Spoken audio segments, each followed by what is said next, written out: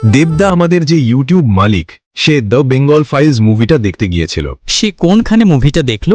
দেবদা সে জামশেদপুর গিয়েছিল। তার নাকি মুভিটা দারুণ লেগেছে। সোহম, আমি মুভিটা পরে যখন দেখব আমি তখন বলবো। এখন আমি অনেক ব্যস্ত আছি, কি করে দেখব বলো?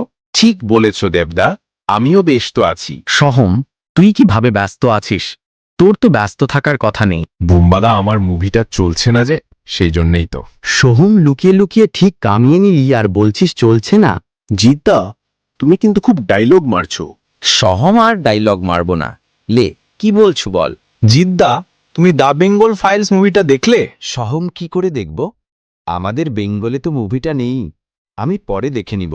জিত দা মিরাইয়ের একটা গান এসেছে, তুমি শুনলে? বনি গানটা আমি শুনলাম তো। বনি গানটা ঠিকঠাক লেগেছে।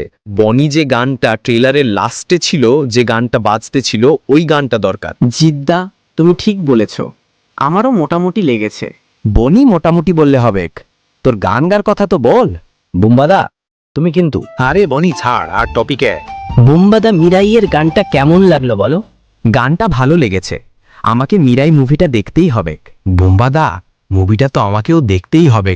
ট্রেলারটা আমার দারুণ লেগেছে না?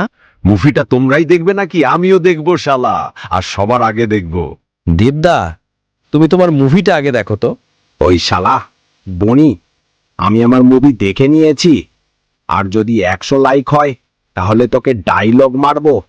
সবাই 100 লাইক করে দাও। কেউ কিন্তু 100 লাইক করবে না, আমি ডায়লগ খাবো। রঘু ডাকাত আসছে, ভালো ভালো ভিডিও আসবে, সবাই সাবস্ক্রাইব করে দাও। সবাই ভালো থাকবে, বাই।